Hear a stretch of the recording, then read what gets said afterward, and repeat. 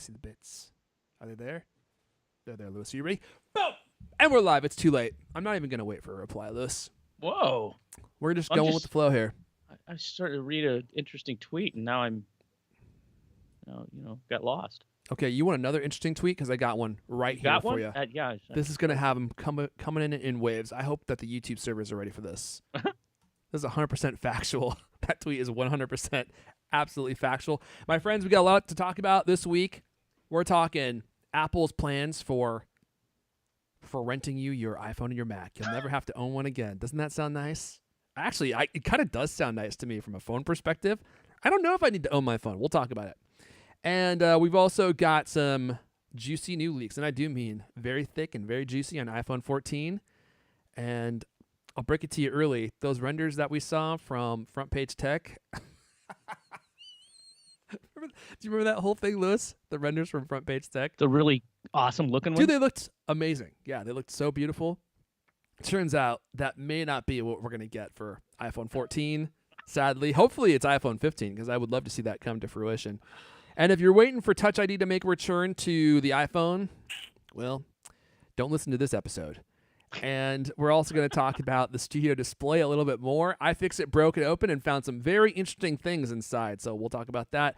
It looks like Apple's working on an all-new Mac model. Yes, another new Mac, and this one looks very interesting indeed, so we'll talk about that. And then we'll wrap up with, what's that, Lewis?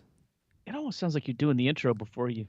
I'm just trying to get people... Pre-introing. It is a pre-intro. You're right. You know why? Because I was like, there's a bunch of people who are going to listen to this live after the show is recorded. And if all they hear is pointless banter, which is what we normally do, they're just gonna leave. So I'm gonna lure them in now, and then once we start, we'll do this all over again. That doesn't sound boring, does it? Where does the pointless banter come in? Well, that's in between this section, and sandwiched in between the between the two pre-intros, and then the rest of the show will just be what you just said. Got it. Shout out to Adam Broussard. Don't tweet. I dare you. The tweet's already been tweeted, Adam. It's already out. We got Chase McLean. He's got a yippee-ki-yay. I can't do that last part. He almost tricked me. James Chang is here. Hey, y'all. We've got Dionys Kylan. Almost sounds like the name of LK's leather-clad mistress, doesn't it? Dionys Kylan, is that you? Is he there with you? Is that where he is? He said he couldn't be here today. That might be why. He's got a high heel on his throat. Let's see here. Brad Mac Pro. I would be interested in renting a Mac Studio. Well, depending on the price, yeah, I might be too. We got Captain Future with a very chipper howdy. We got Level Remix with a straightforward hola, gents. And a Streamlined here who has, he's going November on us. Gobble, gobble, y'all. So, guys, and do we have any gals in the chat? I'm not sure. I can't see. It's too far away. Let's just dive right into it, shall we? Since I'm already doing the intro, shall we just dive right in this? Yeah.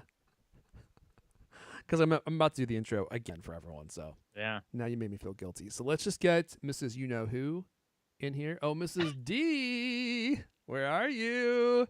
Mrs. D? Oh, what's going on, Mrs. D? Where's that delicious little LK? Well, he's not here. I think he's at a birthday party. Oh, birthday. Is he going to eat cake?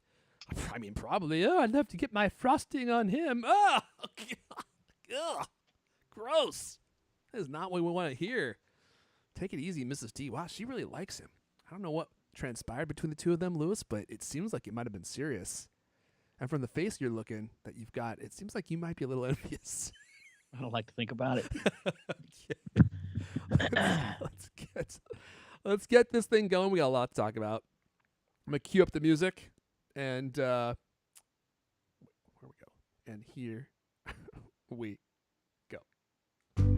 Hello, and welcome to CultCast, the best 30-plus minute Apple conversation you're going to hear all week long. I'm your host, Erfon Elijah. Joining me today, unlike Will Smith, he would never slap someone in the face, but he has found a spirited slap to the back of the head, an extremely effective way to motivate the slow typers in the Cultimac writing cage. He's the managing editor of Cultimac. Lewis Wallace is here. I disavow all violence. I think we all know that violence is not good. And well, you don't call it violence. You call it discipline, right? Motivation. Motivating factors. Maybe that's what Will Smith was doing, was motivating Chris Rock to work on his jokes. Oh my. Well, I'm just gonna lead up with this right here. We got a lot of Apple news to talk about, including, let's see here. Sorry for those of you that just heard the intro. I'm doing it again. Apple renting you your iPhone and your Mac instead of selling it to you, a new hardware subscription service that they're working on. We've got some news to talk about with iPhone 14 Pro's cameras, which I think you're going to find very interesting. And we've got some Touch ID news, or some bad news, depending on if you like Touch ID or not. And we're also going to talk about Apple Studio Display a little bit more. iFixit tore it down, and I was looking at the 2 inches side by side, and I was like, this is actually really interesting because there's a lot of stuff in the Apple Studio Display, which, by the way, can you see it right there, Lewis? I got it right there. Right there. No, I cannot see it. That's in that box right there, that absolutely massive box right Oh, there. really? But I don't. It's sitting in a box and you haven't even opened it. Well, I have nothing to connect it to. I mean, I guess I could connect it to my MacBook Pro, but I got it yesterday afternoon, and I don't have my Mac Studio yet. It was supposed to be delivered today, and I just got notification today that it's. Don't you love how they do this now? They're like, there's been a delay, and we know that we said that we were going to deliver it today, but now we're not, and that's just it.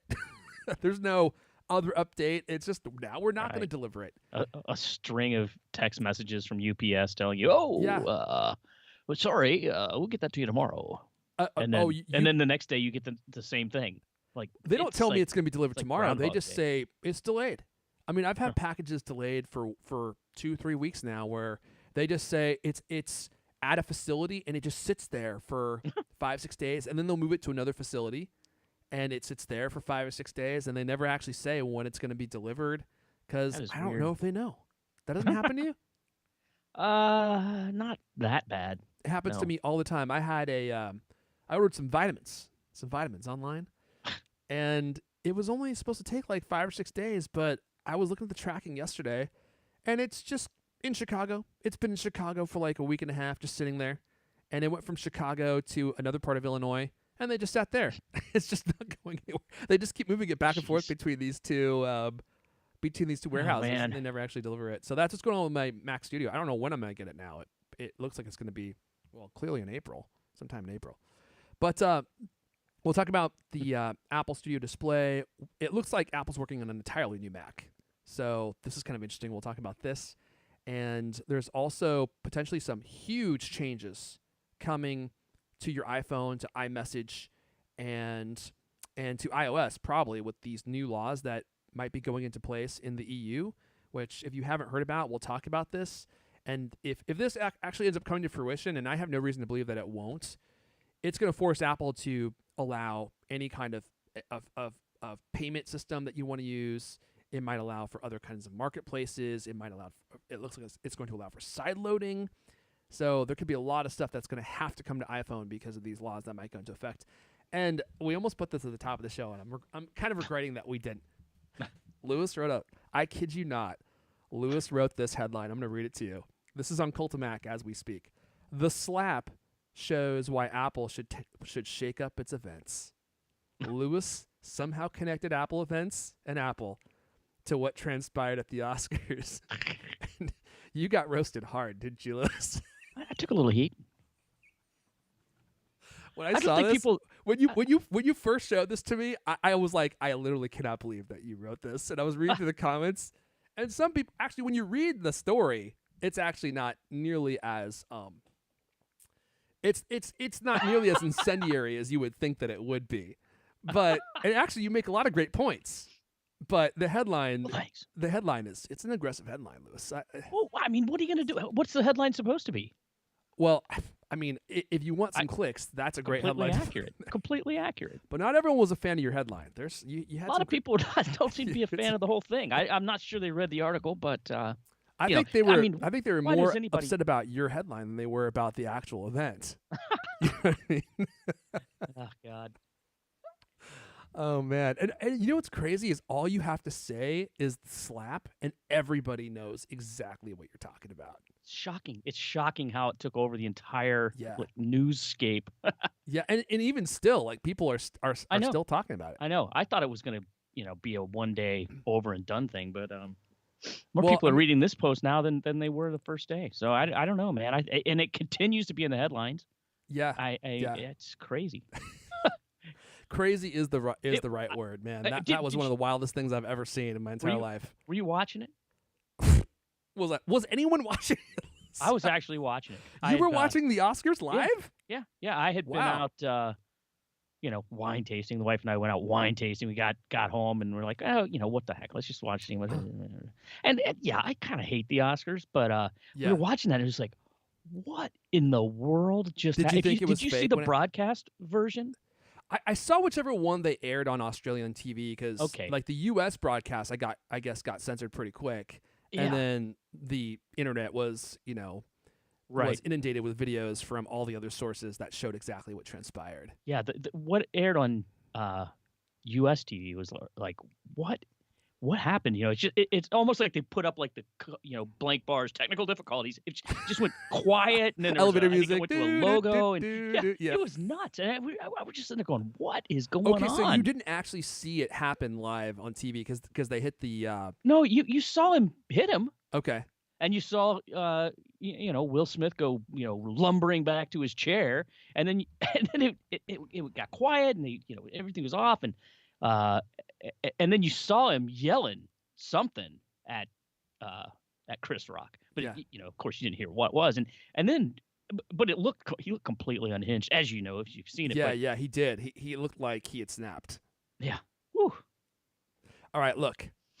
We'll save it to the end so that people who want to listen to the Apple stuff can do that, and then we'll save this part to the very end, and you will try to convince us that these kinds of events or these kinds of things need to happen at the Apple events to really spice them up. Now, you've just missed the point. Well, that's kind of what your headline implied, which I think is why people were so outraged.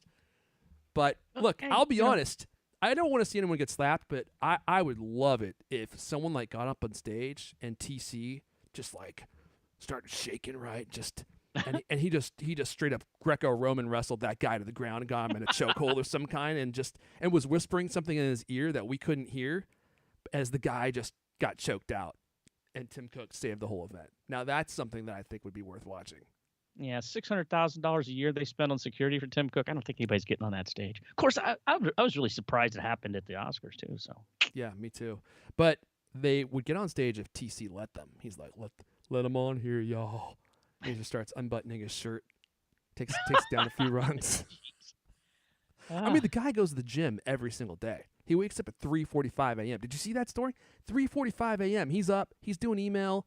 And then he hits up the gym, man. I mean, it is a little interesting because Jeff Bezos has also been hitting up the gym a lot, too. I don't know if you have noticed that. I mean, the guy looks like he's a cyborg. He is incredibly buff now. Yeah. So I don't know what TC's doing at the gym. He must be doing like the rowing machine or something. He's probably doing like a Peloton or he looks like a Nordic Trek kind of guy to me, if you ask me. It doesn't seem like he's pumping any iron. But can you imagine if he did like start pumping iron? And he just got totally yoked, and he came up on stage looking like Jeff Bezos. That'd be incredible. I mean, his arms look pretty strong. Last time I saw him in a T-shirt. Well, he's wiry though. He's scrappy, Why are we talking about if this? He slapped you, you'd have a handprint on your hand or on your face for earliest, widest detour ever. Okay, look. Before we dive in, podcast ahead. Before we dive in, let me just let me proposition you all with a product that I really think you're going to like. And I know a lot of you have bought Cult Cloth already. But if you haven't, if you've been on the fence, now's a great time. You got this beautiful new Apple Cinema display. Oh my gosh. Apple Studio display. You've got this brand new Mac Studio. You've got some new Apple hardware on the way. You want to keep it sparkling clean. And there's just no better way to do that than with Cult Cloth. We have a special process that our fibers go through that breaks them down so that the surface area is drastically expanded. And it just supercharges the cleaning power. I mean, you can actually feel it working. I always say, like, when you take one of our cloths, like the Cult Cloth Duo, with all the fibers, and you rub it against your fingers, like, you can feel the little fibers grabbing onto your fingertips. It's probably exfoliating your hand, honestly. And it works the same way on your iPhone, on your Mac, on your sunglasses, on your lenses. It just picks up absolutely everything. All the oils, all the little hairs, all the fibers. and leaves nothing behind but sparkling glass and metal. And you'll just love them. I keep them all around the house. I keep them in my car, and they just work great on everything, and they clean so well, especially with the Cult Cloth Duo with those long fibers. It reaches down and cleans in areas that a lot of cleaning cloths don't hit because they just don't have the cleaning fiber length that we have. I mean, no one's got better fiber length than us, Lewis. It's the longest. It's the longest. Just reaches back down there and grabs all the stuff out of there. So if you're interested in checking some out, head on over to cultcloth.co, cultcloth.co, and you can get a free carry cloth with any order. Just use code CultCast at checkout. And carry cloths are great. They're the ones that you can keep with you. They're a lot smaller. You use them on your sunglasses, your iPhone for like real quick cleanup jobs, but they're also very powerful.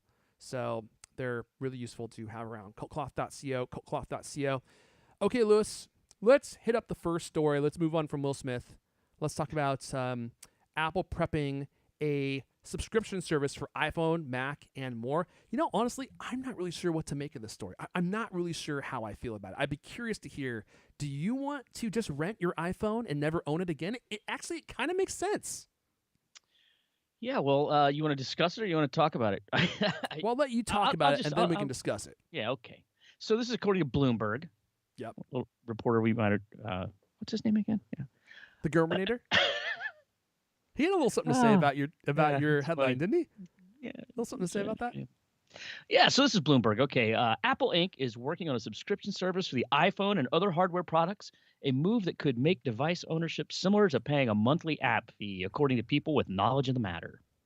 So basically, they want to make buying a Mac or a iPhone more like leasing a car. You'd subscribe to a Mac Studio, for instance, like you subscribe to iCloud storage or one of the Apple One services bundle. Let's see. We got some more details in this later in the story. Again, citing anonymous sources.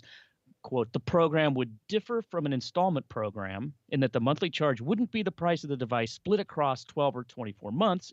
Rather, it would be a yet to be determined monthly fee that depends on which device the user chooses. Supposedly Apple's considered letting hardware subscribers swap out their devices for new models when they come out. Right. Peloton does something like this. They rent their bikes for $60 to $100 a month. You don't own it. Yeah. And then there's iPhone. Okay, so what I thought of immediately I read this is like they already do this iPhone upgrade program. Right. I realize it's not exactly the same thing. Yes, it is different because they split the payments of the iPhone upgrade over, or the cost over 12 to 24 months. So that's the critical question to me is, if they are renting you your gear, so you're not going to own it, does that mean the payments are going to be cheaper, or are they going to be more expensive? I guess I don't really know how leases work, because if they would be cheaper, let's say you split the cost of the iPhone over 24 months, right, and your payment's $35 a month, but then Apple comes out and says, hey, you can rent this from us for $25 a month, and you'll never own it, and you can give it back whenever you want. That actually would be something that I would probably be interested in it, because I don't really care if I own my iPhone if you're going to give me a decent price to own it month per month. But if it's going to be more expensive than just buying it outright, then why not just buy it outright and do the iPhone trade-in thing? Get what I'm saying? Well, yeah, but I start thinking about it, and it's like, okay, I love the iPhone upgrade program, which Apple's been doing that, I guess, since 2015. Yeah. Which, in reading this thing, I was like, what? It seems like just yesterday. But so I've been subscribing to the iPhone since then, right? Mm-hmm. Every year I get a new one, whether I need it or not. And compare and contrast that with Apple Watch. Mm-hmm. You know what I haven't upgraded? Apple Watch. I bought a new one a couple years ago, but then last year's update was like, it's a little bit better. Yeah, a little bit better. But I didn't spring for it. But if I was on this program, I would have, right? So it actually makes a lot of sense to me. Like, if people sign up, then they're hooked. They're always going to have the latest, greatest thing. It would also, if you think about it, you would eliminate these things like, oh, my Apple Watch battery is just really dead now after 2 years, because you'd be trading it in. Yeah. And you'd constantly have the latest, greatest. You'd constantly have a new thing. Apple can refurbish things like they love to do. I would absolutely sign up for it. I mean, even more so than a car, I think a computer after 4 or 5 years is, like you really should upgrade, right? Yeah. I mean, that's the thing with car leases. You always go, oh, well, geez, I've always looked at that as like, well, that's for rich people. But it's also it's a way to have a car that constantly works, and at the end of it, I mean, I've had my truck for 20 years. It's probably hardly worth anything. Well, until the great crisis that we're in right now, but otherwise it would hardly be worth anything. Um, you start holding on to a computer for much longer than a few years, and it's like, you really should upgrade. Yeah, being able to swap out a MacBook every year, you'd always have a fresh battery. You'd always have the latest things. It'd be awesome. I don't know if I would do this for a Mac. I think I'd be more inclined to do it for an iPhone because I want the iPhone every year, the newest iPhone every year. And I think a lot of people are kind of in that same boat. Well, actually, maybe not. Maybe it's just us. We upgrade our iPhones every year. And there are a lot of people who keep their phones for like 3-4 years. I kind of wonder like how many people actually do upgrade every year. But again, I take it back to the key question. If it's not going to be the same price or less, or if it's not going to be less than the price we already pay for the installment plan, then what's the point of this? It doesn't make any sense at all. It has to be less.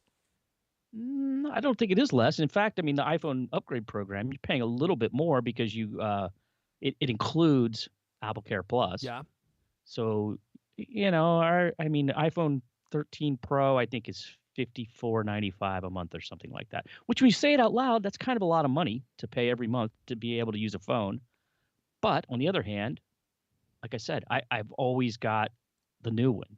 I don't have to worry about it, and I don't have to, deal with, it's been 3 years and now my battery life is down to 80%, and I don't know. I think this would be a very I would do it, and I bet you it'll be pretty similar to the price of buying an outright. Yeah, Zach Hicks from the chat. Welcome back, Zach Hicks. Where have you been, my friend? Okay, Zach Hicks from the chat is saying, I wonder if renting one means we don't have to pay the sales tax up front every year like we do now, which it probably would mean that. So they would just send you the phone, and then there'd probably be some kind of fee. They're going to get you on some kind of fee right up front. But actually, maybe not. It's Apple, maybe not. But then you'd pay your sales tax on the rental fee every month. And so, yeah, you wouldn't have to pay that huge fee every single month. Again, I know I'm beating a dead horse here, but we've already said this. The key is, what's the difference between this rental program that they're working on and the Apple installment plan? It kind of seems like they're really too similar for both to exist. And so I don't know if Apple would get rid of the current program they have where you pay the phone and then they let you trade it in, and then you get your new phone. Like, maybe this would replace that. That kind of makes sense to me. And then if you want to have a payment plan for a phone that you own, you can, but you don't get to trade it in. The phone is just yours. I'm not saying that's what they're going to do, but it would seem odd to me to have the hardware rental plan in place and then also the installment plan in place, because they seem like they're pretty much exactly the same thing. Unless, and I hope this is what they do. They say, you know what? You can rent the phone from us. Like, if you want to buy it, it's $45 a month. If you rent it from us, it's only $34 a month. And you can just pay that $34 a month into perpetuity. As long as you own the phone, you just keep paying Apple. And so it's a little bit lower. It feels like it costs less, but if you keep it for 2 to 3 years, you're actually paying them more. That seems like the way to make this work. Well, I think the real strength of it is getting people to upgrade every single year. Mm-hmm. Motivating people to do it when there's not that much difference. I mean, there's not that much difference in last year's iPhone and this year's. Crappier color, maybe. Especially next year's iPhone and this one. As it turns out, there may not be nearly as many differences as we had previously thought there might have been, which leads us into our next story here, Lewis. Oh, look at this. Lewis 2 for 2. iPhone 14's camera upgrade could mean not a smaller, sleeker phone like we saw in those beautiful mock-ups from Ian Zelbo. I want those mock-ups to be real. If anything, he should go work for the industrial design team and be like, here's what your iPhone should look like in the future, right? But according to this story, the iPhone is not only not going to be slimmer, but the comically huge cameras on the back are going to be even bigger, which is not something that I'm excited about, if I'm honest with you, Lewis. Yeah. So they're expected to give the iPhone 14 Pro a big camera upgrade that would include a 48 megapixel wide angle sensor. Ooh. Better photos, but at a price, much bigger camera. Mm-hmm. Bump. Which, by the way, that's saying something, because the bump on the 13 Pro is already pretty substantial. Yeah, and according to Ming Chi Kuo, who's reporting this, he's saying that the height of the 48 megapixel lens will increase by 5 to 10%. 5 to 10%. And Well, I don't. let me just show I this was again. having a hard time deciphering exactly what he said in that tweet, which is this is what this is all based on. Yeah. He said for the easy part of it, he said it will be larger and more prominent. But then he also gave like percentage differences and stuff. And I was like, well, does that mean like the part that extends out or the how much of that is buried under the? I wasn't clear to me exactly how much you should expect it. But I mean, any bigger and it's like, wow, oh my God, it's already. It's already comically huge. And when I see that he says the lens will increase, the height of the lens will increase by 5 to 10%. I mean, dude, they've got to make that extend out of the phone. How? I mean, it's not like they're going to bury it inside the phone. I mean, everything in here already it fits so precisely. I don't think they're going to figure out a way to hide any of that inside the phone. If anything, they'll put like a new embellishment that's even thicker on the back, like that little square that goes around your lenses, right? They'll make that a little taller, so it makes the lenses appear as though they're smaller. And the thing that I don't like about these lenses is I mean, they do look absurdly big, but more than that is the case that I love the most. This is the Rhino Shield Crash Guard. I've talked about this a ton. And the reason I love this case is because it protects the phone in a very minimal way. I've dropped this phone so many times, and the phone is perfect. You know, it's like the case takes all of the shock. They say you can drop it from 10 feet in the air, 11 feet in the air or something, and your phone will still be protected. But because this lens sticks out so far in the back, the lip on the back of the case has to extend out past the height of the lens. Uh-huh. And so now you can't really see very well, but you can see how much extra case is like hanging off the back of my phone now. I almost returned this case because of how much extra case is protruding. It's probably a quarter of an inch. It's ridiculous. I mean, it sticks up so high now off the back of the case, and the only reason it does that is because they have to accommodate for this ridiculous huge lens on the back. And if they make this lens even bigger, now this bumper case is going to have to get even taller, even though the body of the phone itself is actually quite slim, way more slim than the case. And so it's just going to make the cases for these phones even thicker. It's going to make the whole phone heavier. What they should do is, and actually, wait a second. What they should do. This just might be it. I think I may have just figured it out. What if the front page tech renders? Can I pull this up? The front page tech. Front page tech iPhone 14. I want to this is from last year, right? These came out right before the 13 Pro launch, yes, right? Yes, exactly. Full year and change ahead of when this is supposed to come out. Well, something's going on. Front page tech is down. They've taken their site down. That's I didn't realize that. They're apparently working on a new site. I hope so. Hopefully they're not done for. Anyway, we can't show you the renders because they're not here. But you're changing the toilet paper. Nice. That's a nice under construction. Yeah, it's good. So here's what I'm thinking they'll do. Okay, this makes too much sense. This is what I would do if I were TC. Is if the lenses are going to be that much thicker, I would actually make the whole phone thicker and pack it with more battery. And then that way you can either have the lenses be flush with the back of the phone, which they probably won't do that because that would be a significantly thicker phone, or just make them stick out a little bit because the whole phone has been made thicker and you're using that extra space to drastically increase the battery life of the iPhone 14. Boom! How you like that? Yeah. I blew your mind. Yeah. You've got nothing to say. I did that thing where I was reading and trying to find a link for you, and then my ears shut down. Yeah. So I would, sorry, I just wasn't paying any attention. Oh, okay. it's like having an LK here. Yeah. Hey, I thought he was gone, but so there's he's the here link. in If you want spirit. to show the people that are watching, you can show them. We got the renders in our post there. I sent you the link in Slack. Oh, you did? Okay. Yeah. Sorry. This is the post for the final or the front page tech renders. Yeah. This is from a year ago when those came out. So for those of us who might have been not paying any attention at all, could you please recap what you just Oh my said? gosh. Yeah. Let me show this again. So you can see in these renders that the lens is flush with the body of the iPhone. And Oh, I was saying that they could still do this or get close to this if they just make the whole phone thicker.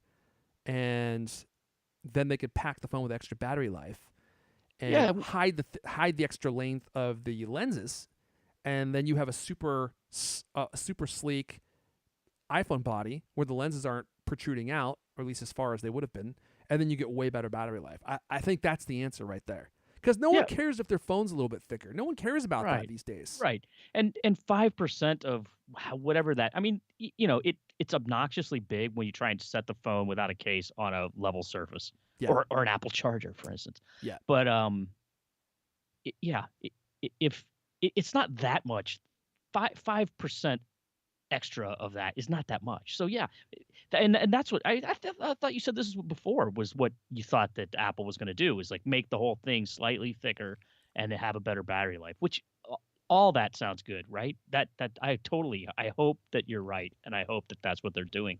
I mean,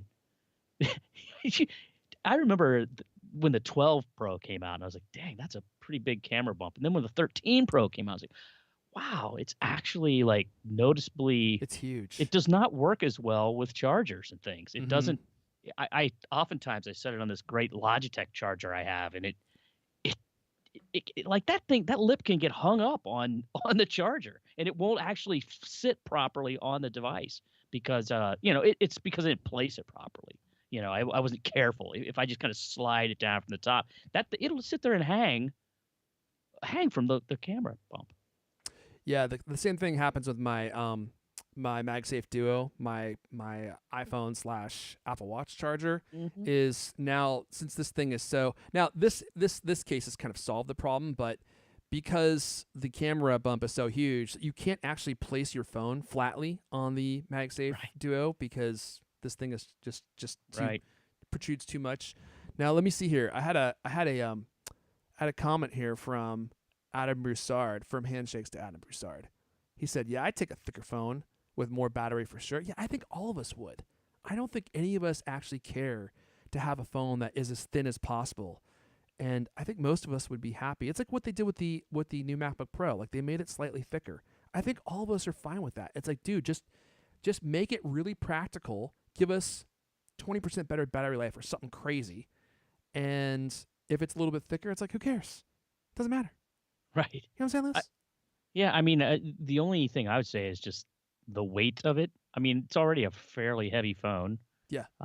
If it gets a whole lot thicker and heavier, then it's just that would be the big. Maybe they could pump in some helium or something to offset the extra weight of the battery. You should be on the industrial design Yeah, team. I probably should be. That is actually genius. They should put some. What should we do Yeah. with the extra space? I mean, this phone's so heavy. I don't want to make it any heavier, and they're all just sitting there meditating. And then when some guy like looks up, and they're like, "What?" And he's like, "I've got it. We'll put some helium in there." Yeah. Wait. No. Even better. What was the name of that blimp that got destroyed? Hydrogen. It had Yeah. hydrogen. No. Yeah. But what was the name of the blimp? Do you Oh remember the my name of the blimp? God. You're kidding me. I forget the name of it. Led The Zeppelin. Lindenberg. The Zeppelin. Wasn't it like The- the Lindenberg? No. It was the Heisenberg, I think. Oh, come on now. This is terrible. Yeah, This is terrible. Yeah. What was it called? Is it I don't Graf know. Zeppelin? I don't know. The Hindenburg. Hindenburg. The Hindenburg. Yeah. Thank Ooh, you, Captain Future. good grief. Thank you. We needed someone to come in and save us. Yeah. So they got to put some hydrogen in it. so it's lighter. Just Jeez. hey, it's like every time you drop it, everyone like backs away. Like, oh, careful with that phone. Careful with that phone. It's light as air, but don't drop it, okay? That would actually be super cool to put in like a helium module. Oh my God. And like the phone is like, they call it like the iPhone Air, and it's like it almost floats. Like you take your hand off of it and it just goes ooh. It just drops to the ground really slowly because it actually has like this element in there that makes it float. And they could just use the hydrogen to power the thing. Boom. You really should be on the So Apple many answers to all the hard Industrial Design questions. team. Yeah. Johnny Ives watching. Reach out to Lewis. He's just full of these great ideas. And you don't even Oh have to pay him my like God. $500,000-600,000 a year. You could probably lock him down for 200, Full of plus something. plus 1 or 2 million of stock options. All right, one more iPhone story before we move on here. Yeah, all right. iPhone may never get the in-screen Touch ID, my friends. I'm sorry. I know many of us have been waiting for this, and we've heard that it's coming. Gurman said that it was coming. Well, let me rephrase. Gurman said that they were testing it, right? So that doesn't mean that it's necessarily coming. But I think most of us were hoping that it might come because many of us are huge fans of Touch ID. And as much as I love Face ID, and I really do love it, I do kind of miss Touch ID. There's a lot of instances where I'd love to unlock my phone with my finger and not have to like put my face right in front of it. And so I think it'd be really cool to have both. But according to Ming Chi Kuo, that's not happening. He was on Twitter. He was on a Twitter spree this week, just tweeting out all sorts of stuff. Do I have this tweet up? Well, I've got his account right here. Let's just go to it. So if you're not following Ming Chi Kuo, where is it? He's got all sorts of bangers on here. Yeah, here we go. I previously predicted iPhones would support under-display fingerprint sensing Touch ID in 2023 at the earliest, but the latest survey indicates new iPhones in 2023 and 2024 may not adopt under-display Touch ID. Face ID with a mask is on the iPhone already and a great biometric solution. Yeah, man, that Face ID with the mask feature, that really is a game changer. I mean, it's not exactly what it doesn't address the issue of being able to unlock easily with your thumb, but not having to have an Apple Watch on to unlock your phone if you're wearing a mask. I mean, it's like because as much as I would love to think that we're done with masks forever, do you believe that, Lewis? Do you believe that? I don't think so. I think we're done with masks until October, and then masks are going to be making their comeback. God, I hope not. And by then, it's like they're going to have to add a feature for it to unlock your face by reading your eye shape through your full-on gas mask. Unlock your face. unlock Face ID with your gas mask on. So it's going to have to look past like the huge air cleaners on the outside, right? And look through the glass shield and the glare of the nuclear blasts going on and still be able to read your eyes. This is getting grim. Much grimmer than I expected. It's going to have that feature by September for it to unlock your face. Or you can just get an Apple Watch. You have both those options, So if you ever use the Touch ID on the iPad, the one that's like built into the button. Yeah. How does that work? Is it good? Yeah, it's great. It works just like Touch ID. It's super fast. Is it not an awkward place to have it? It is an awkward place to put it, yeah. It is. Kind of like the Siri remote button. Or the Siri button on the new Siri remote. Oh, yeah. Especially for us left-handed people, that is a terrible place to put the Siri remote. Or the Siri button. Yeah, you're talking about the remote on the new Apple TV, yeah. Yeah. Which, you know what? I know I've said this before. I'm not in love with that new remote. It looks like you would love it. It looks like they improved it, and they did improve it in some ways, but it's very sharp. When you hold it in your hand, it just doesn't feel very good in your hand. It's true. It's an odd. And I also don't like the trackpad as much. Like they when I first bought the Apple TV, I'll pull up a picture of this. So Apple TV remote, so you guys can see what I'm talking about if you don't have one. Yeah, here's the old one, and where's the new one? Do we have it here somewhere? Oh yeah, there it is. So the old one looks like this, right? And this entire top half is a trackpad. So you get a lot of space to move your thumb around, and it's really easy to navigate your content. But the new one, I thought, you can't really see this, Lewis, sorry, like this ring around the outside, I thought this was like a movable iPod ring that you could scroll with. But it's actually this area in the middle that is now the touchpad. So you have way less area to move, to create gestures, to move things around, the cursor around on your Apple TV. And this outside area is meant for clicking, not for touch sensitivity. And so I feel like it's actually a clumsier way to navigate your Apple TV. I do like the button placement here, except for this Siri button that's on the side, because I find that it's not as easy to get to. And I love having the power button up here. I think that's really super useful as well. but I don't love this top zone. Not a fan of the top zone here. At least you can tell where the touchscreen part of it is, or not touchscreen, the touch part of it is. So You're now, not going to find yourself with it holding it upside down and yeah, well, that is fruitlessly true. scrubbing the bottom. And it is larger, so it's easier to hold. I can't even believe we're talking about this. This thing is like Yeah. 15 years old at this point. It does seem rather So old. so we got Gaylord Fokker here in the chat. He's saying that the outside ring is touch sensitive too. You know, I've heard that, but I don't find it to be maybe it's just the way I'm using it. Like I feel like I have to constrain my thumb, so I'm not moving it all the way out to the end of that ring. But I've tried to touch on the ring, and I feel like it doesn't work as well as just the older remote does. just my humble opinion. Take that for what it's worth. Maybe nothing. But I actually thought about returning my new Apple TV and going back to my old one because I was like, you know what? I've had this thing for like 3 months, and I don't feel like it's actually that much better or that much different than my old Apple TV 4K. But I can't because my my return period is closed. But why were you bah humbugging over there? I think it's definitely a better remote. I think it just could be even a little better.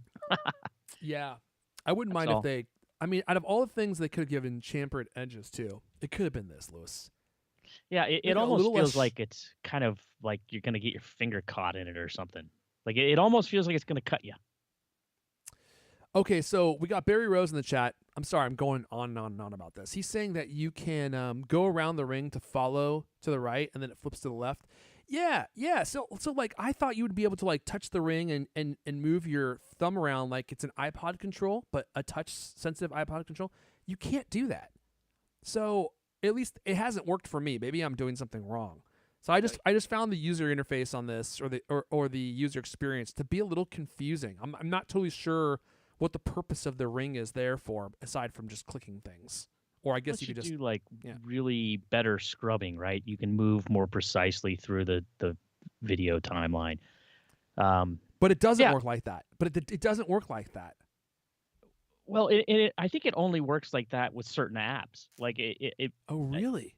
If you look at why are we talking about this? I have no idea. If you look at the little because Leander's not here, so we're just free to go on whatever tangent we want, and without him reeling us back in. And then we create a 2-hour show where we talk about nothing but a remote that's been released for like 18 months.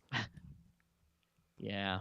Yeah, so that's what I'm glad that you brought that up, because in my mind when I bought the Apple TV, that was one of the things I thought I would be able to do is control the timeline of my content with a little bit of that thumb. I'm making the action for those of you watching the live feed. This is why you should watch it live on YouTube, because it's just mesmerizing to see too. Yeah, you just around just around like that, just moving your thumb, feeling the flow, and I have not been able to get it to work that way.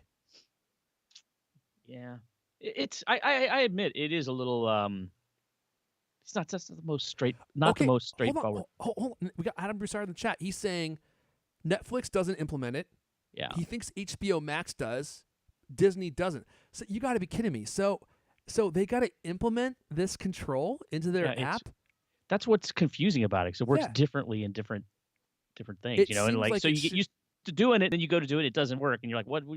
So maybe that's why I'm so confused, because it seems like it should be like search, like Siri search, in every single app. It's always implemented the same way. Like once you're in the search section, you can press the Siri button if you can reach it, and then you can search with voice, right? And it works the exact same way in Disney Plus, in Netflix. Poorly. I actually like it, but it does work the same way. But the fact that you have to now, I'm going to try this. I'm actually going to try this weekend. You've inspired me. So a very hearty yeah to Adam Broussard. I don't want to hear nothing about that, Lewis. Nothing about it. So I'm going to try it, and I'll report back what I find, because if it works in HBO Max, that's going to be a revelation. Okay, look, we've been going for like an hour, and we haven't even made it past half the show. So we got to pick up the pace here, Lewis, or we're going to have to drop some of this stuff. Do you want to talk about the giveaway real quick? Yeah, got to mention the giveaway again. Once again, it's the same as last week. We're giving away 5 of these crossbody iPhone cases from Noemi. Mm-hmm. We've got 5 of them. They're leather. They're beautiful. They're it's like a pebbled, textured leather. I love the pebbled texture. I do too. I do too. It's like the old school biker jackets. Leather strap is adjustable, detachable. It's great, if you want to, wear your phone around your neck like a tricorder or Yeah. something, or Yeah. a purse. Sure. It's got place for a few little credit cards, Yeah. IDs, up to There you go. 4, I believe, and a Oh, little snap that holds them in place. Anyway, go to the homepage, scroll down to the giveaway section, hit enter. Well, you don't hit enter. You click on the thing and then you enter at the bottom, and you sign up for our fantastic daily newsletter called Cult of Mac Today, which, I can't believe we're giving that thing away. Free, awesome newsletter filled with the day's Apple news. oh yeah.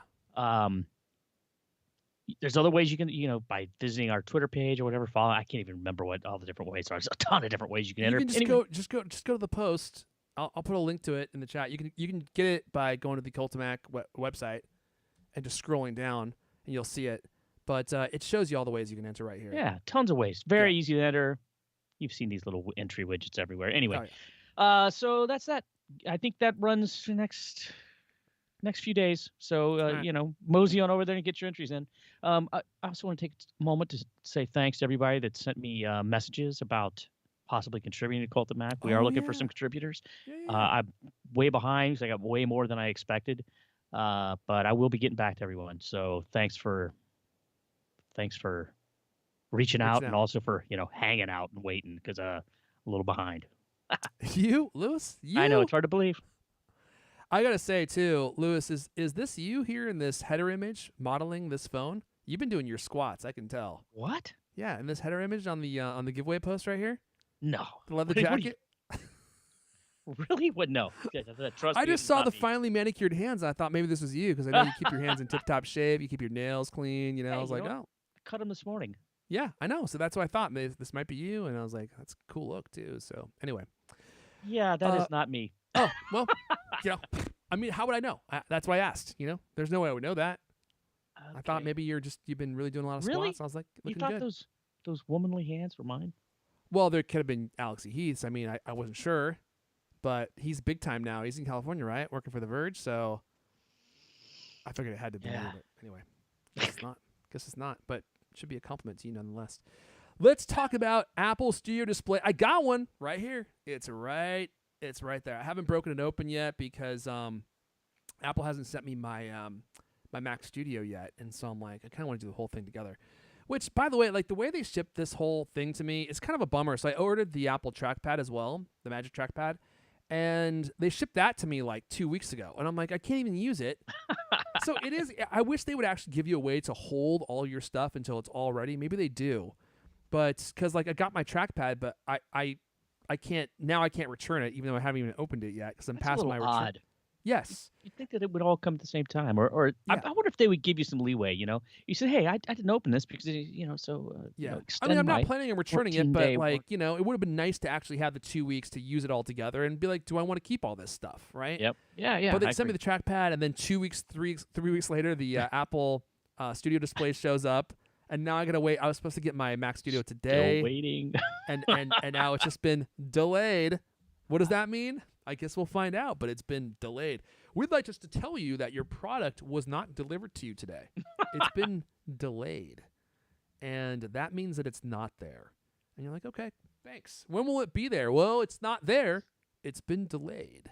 So you'll get it when it's not delayed. It's like, oh, great. I feel like I'm dealing with Amazon. Let's talk about the Apple Studio Display, because you know what? A picture is worth 1,000 words. And what are these words saying? I have no idea. But iFixit broke open the Apple Studio Display, and they broke open an iMac, the M1 iMac, and they put them side by side. And I think the most surprising thing about this is they showed the interior of the new Studio Display and the disassembled iMac to some of their staff, and they were trying to get their staff to guess which is which. And I was like, I mean, like, do the people I mean, like, this is iFixit. They take things apart. That's what they do. And some of the people working there didn't know which was which. And I'm like, dude, I could tell you in less than a second. I know exactly which one's which. I mean, because one of the feet is blue and one of the feet is silver. It's like, well, yeah, that's a giveaway. That's a dead giveaway right there, right? I mean, also, The studio display, it looks bigger. But anyway, that's neither here nor there. The surprising thing about this is, like, so we've basically been saying this is essentially an iMac that they've removed the Mac from. And even though I still think that's, for the most part, actually true, when you look at the internals are actually quite different. So you have on the right here, I'm sorry for those of you listening, I'll explain this as best as I can. There is an iMac that has been opened up, and there's like nothing inside of it. There's like one tiny little circuit board running across the bottom, and other than that, the entire interior is completely empty. And then you look at the studio display, and this thing is packed full of stuff. It's like, what is all this stuff? I mean, why is there so much stuff inside the studio display? Because it's essentially an iPhone 11 that they've put inside of the studio display, and I think it runs like a form of iOS. It has 64 gigs of storage. It's got the same webcam from the iPhone 11 Pro, and it's just crammed full of stuff. It looks like you've opened up a Mac Pro in here. There's two giant fans, and I think one of the reasons they have so much stuff in here is because they moved the power supply from the brick, like it is on the iMac, inside of the studio display, which I kind of think might have been a mistake. So instead of just putting this whole power supply inside the monitor, which makes the cable a lot more simple, right? You don't have a power brick, which is nice, but they could have just given you the power brick with a 10G Ethernet port on it or something.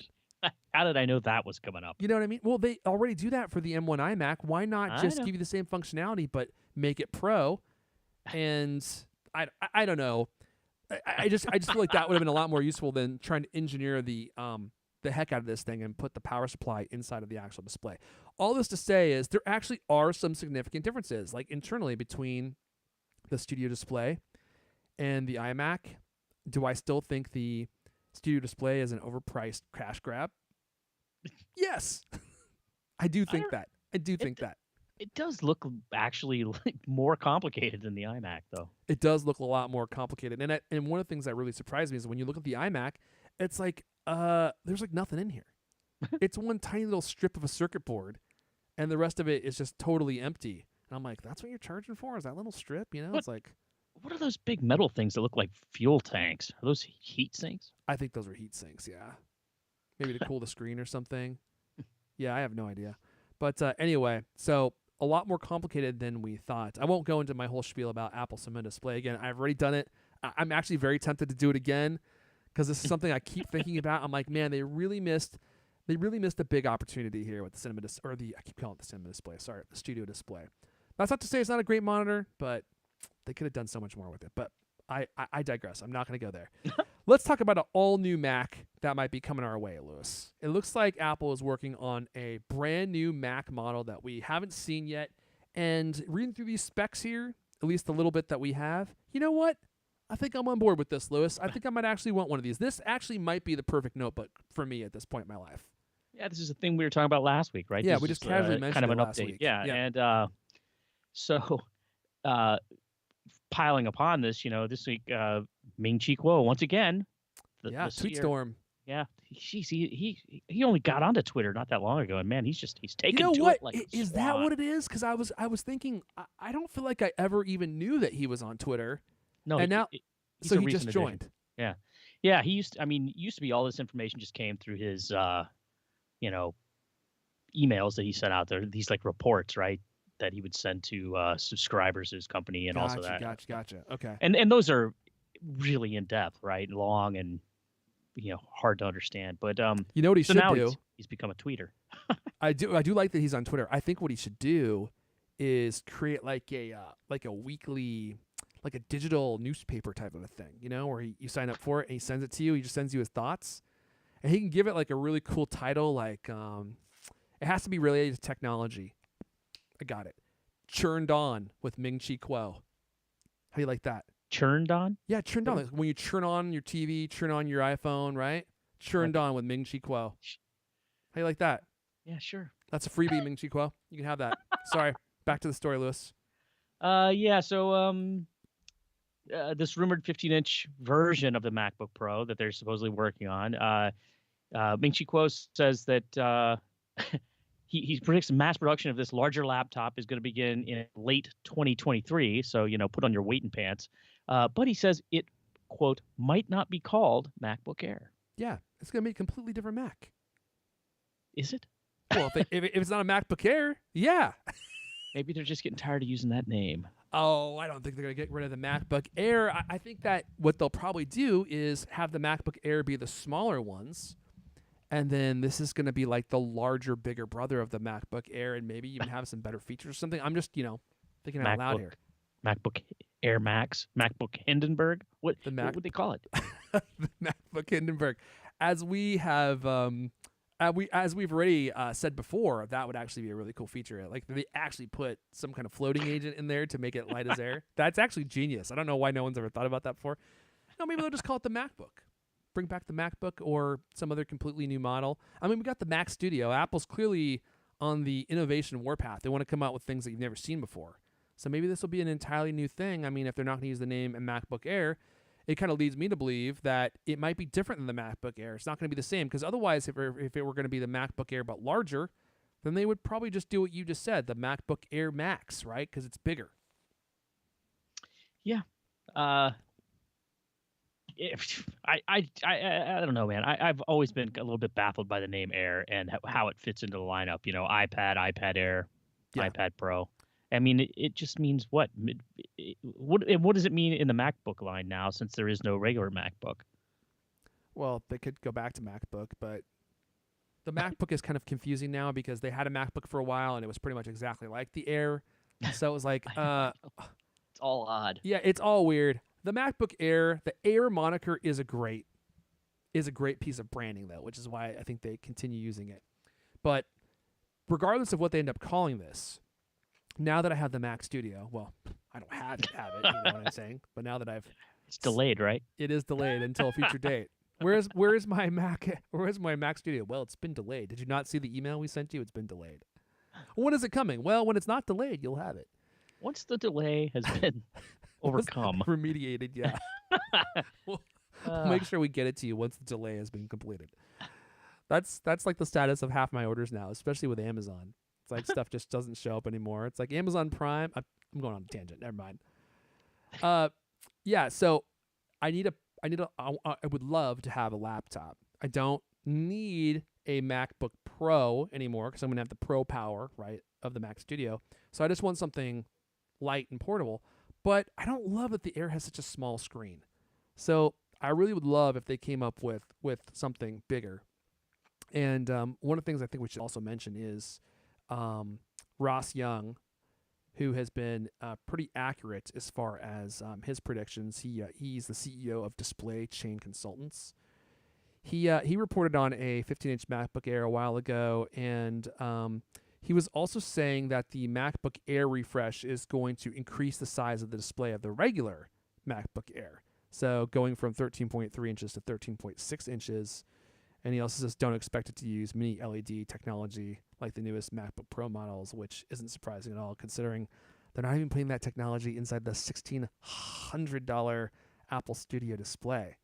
That technology seems to oddly only be reserved for the MacBook Pro or the $5,000 Pro XDR display, which is kind of a major bummer because it's so much better, so much superior to the technology that's the regular LED backlight that we have now for the displays that we have for the for the iPad Air and for the $1,600 Apple Studio display. God, we have so much left here, Lewis. It's crazy.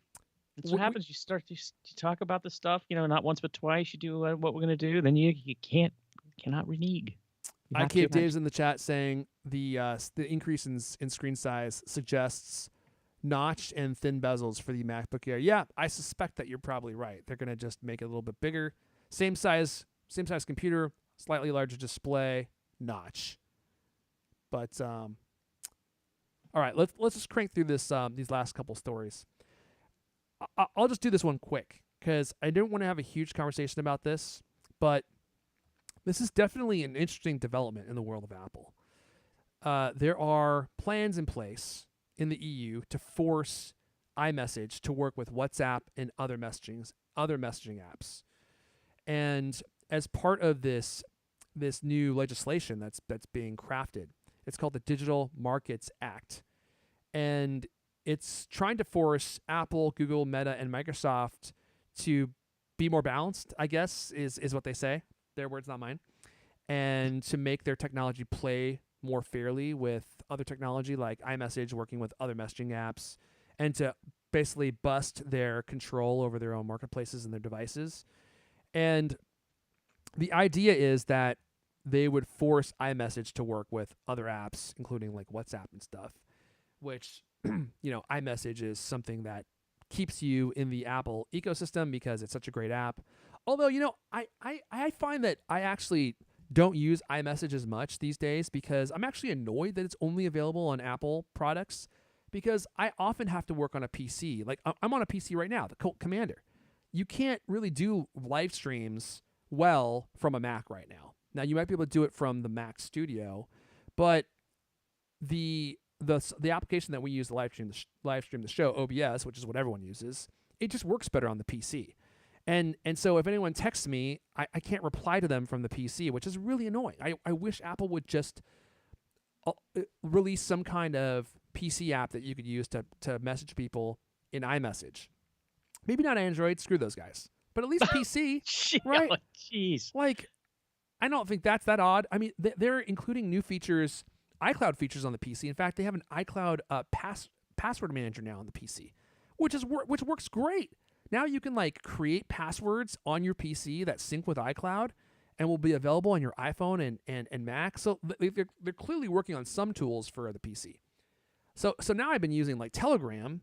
I've been telling people to use Telegram so that I can text them from whatever device I use, and it's actually great, man. It's like, I mean, I can't FaceTime with them obviously, but it's really so convenient to be able to text people from any device that I have, like my iPhone, my iPad, my Mac, my PC, and I can just send messages back and forth.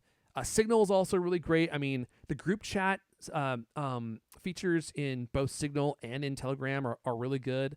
And I mentioned before, like Telegram has this really cool feature where you can create like one-to-many text threads or chats. So like if you want to follow, like let's say you're a huge fan of John Mayer. I know a guy who's a huge fan of John Mayer.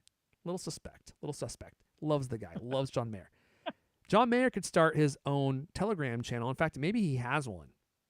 And he could just send messages out to everyone who follows him. Now, they can't chat back and they can't chat with each other, but they can get messages from John Mayer. Like, that's actually kind of useful. I mean, not if you're wanting stuff from John Mayer. I mean, I don't really want anything from John Mayer. But there's a service that I follow that sends out hardware restock alerts. So, like, if you're trying to get like a PS5 or like an Xbox Series X, they'll text you as soon as those come back in stock at certain retailers, and then everyone on the channel gets it. It's like, that's actually really handy. So Telegram has that feature. Anyway, back to the story at hand. There are some other features in here in this legislation, the Digital Marketing or Markets Act, that seem to really be focused on cracking open Apple's hold on their devices and their marketplaces. So I think part of this legislation would be forcing them to allow alternate app stores, alternate payment systems, and sideloading, which would be crazy. That's something that I would love to see come to the iPhone and the iPad, so you can install apps that Apple doesn't officially sanction and approve through iTunes. Because, like, I don't know. I've said this before. I won't go into the whole spiel again. But it's like, it's your device. If you want to sideload an app on it, like you do on the Mac, or you install apps that aren't sanctioned by Apple, they let you do that. Why not allow you to do that on the iPhone? It doesn't make any sense to me. You can do it on the Mac. Why can't you do it on the iPhone? It seems like they should be parity there. So sensitive. I know. That's what they always say, right? There's always like the security stuff, like, oh, it will make it less secure. I'm like, well, the Mac allows it, so clearly you can figure it out. You just don't want to. And I think what they really don't want to do, obviously, is they don't want competing marketplaces. And they don't want you to not be able to pay them when you buy an app for the iPhone. Because right now, every single thing that you buy, they get a cut of, and they don't want to relinquish that because it's very profitable for them. So there you go. Just something to follow. This could mean, if this actually goes into law, this could drastically affect the way Apple runs their business.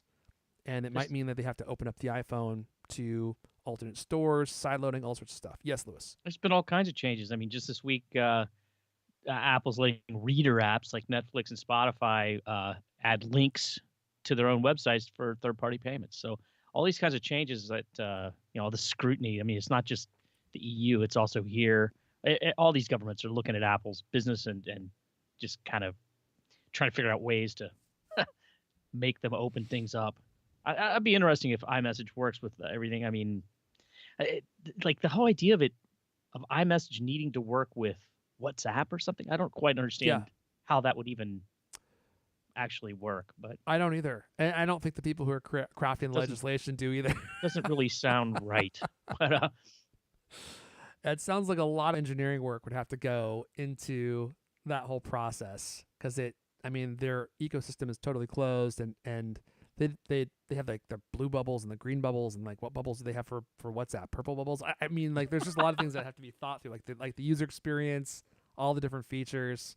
So we'll see if this ends up coming to fruition because I imagine that TC's got his lobbyists in tow, greasing some palms in the EU to make sure that this never sees the light of day. But something to follow for sure. It's definitely an interesting story.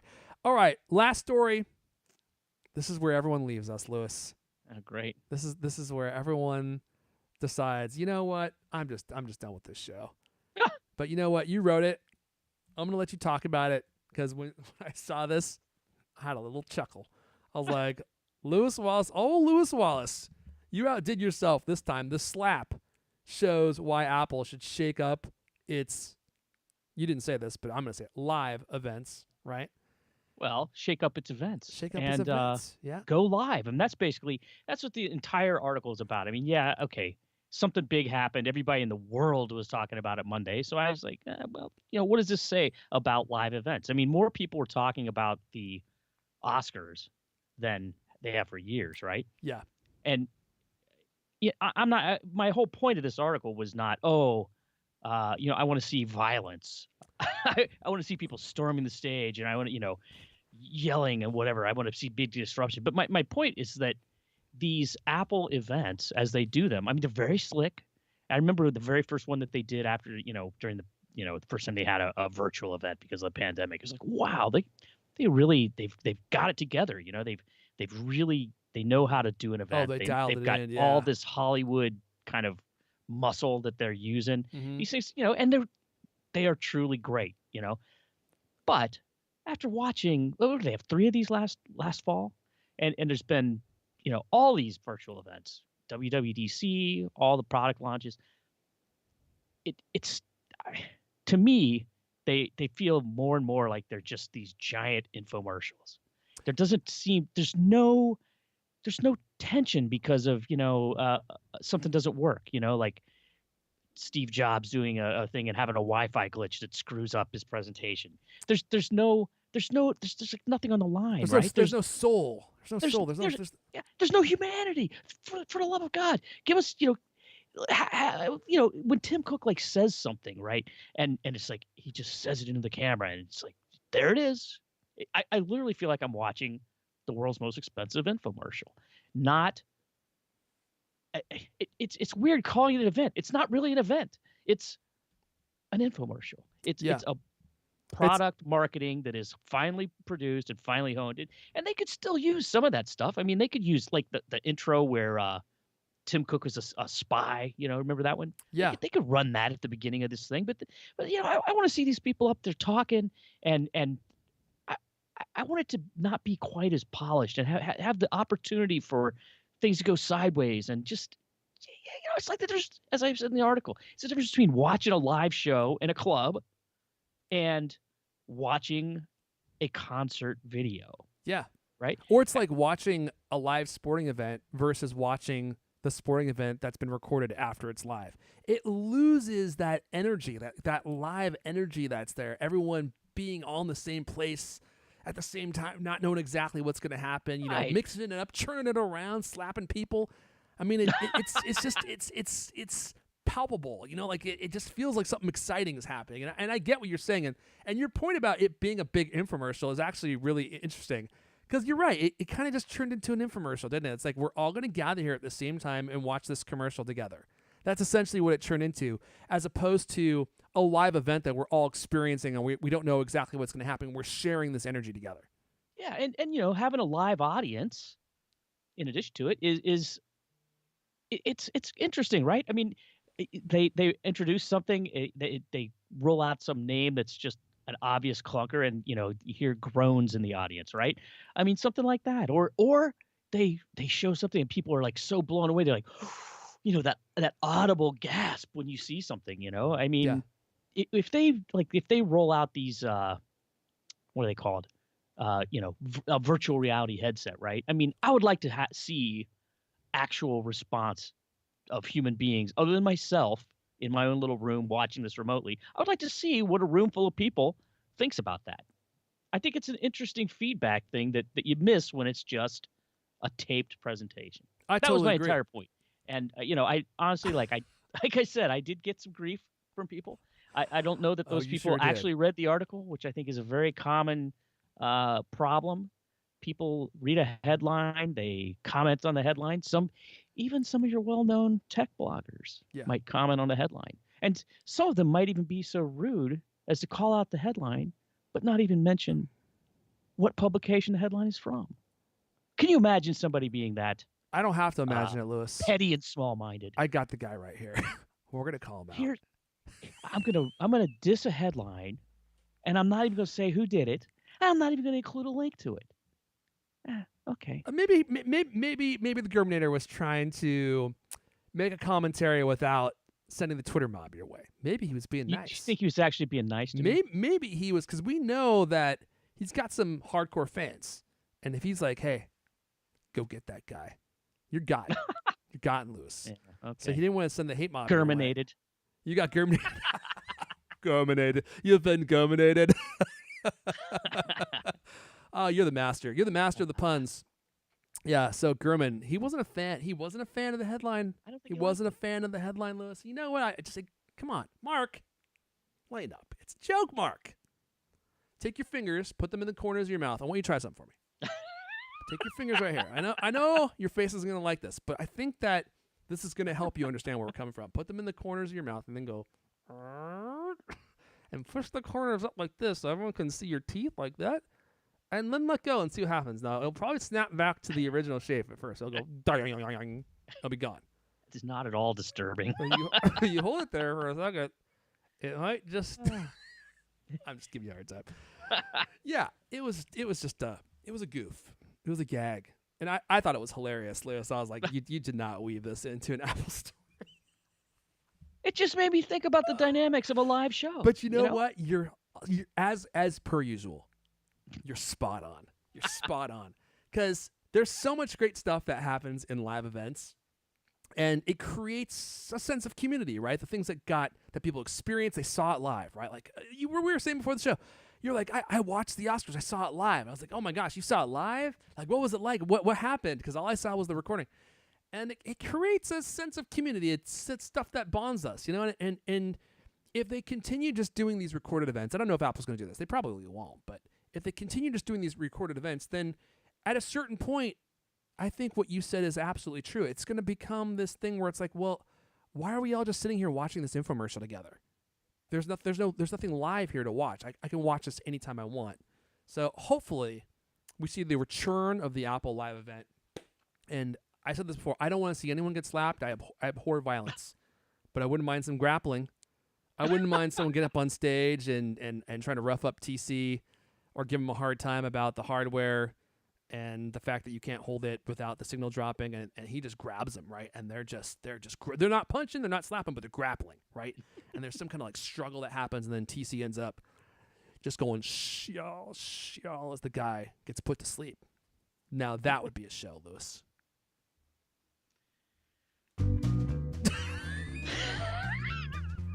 That's it. There's nothing else to say, Lewis. There's nothing else to say. Yeah. We're doing these podcasts live. Yeah. And they've what, you just stopped the outro. What happened? Oh, I thought you were going to say something, but if you're not, no. I'm putting it back. All right.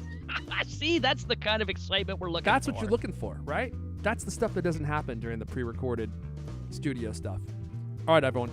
We've been going for 6.5 hours. So I think we're going to go ahead and wrap it up there. That's all the CultCast we have for you guys this week. If you want to come give us your opinions about your favorite grappling moves, I'm a student of life. I would love to hear from you. I'm at Erfon, Erfon. Lewis is at Lewis Wells. This has been the CultCast, the best 30-plus minute Apple conversation you're going to hear all week long. New episodes of the CultCast come out every Thursday night. I'm just thinking what I was doing with my fingers. That whole smile thing was so dumb. I want to thank everyone for listening, and we'll see you guys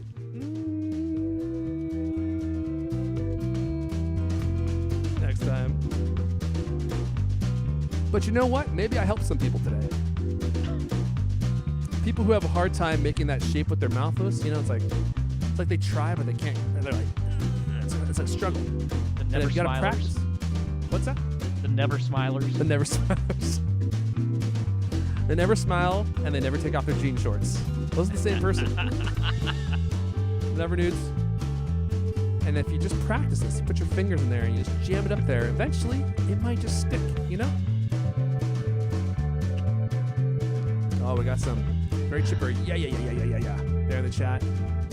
I don't think we even did we even mention Will Smith's name in our discussion of this? It was all on the pre. That's sure the problem with the pre-show. I can't even remember now what was real, what wasn't. And it's too late to do it so now. live. It's so live. It's just crazy.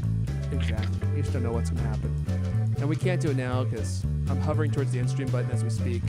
Yeah. Oh well. In fact, I'm just vamping now, waiting for the music to stop. Yep, there it is. It's gonna go now.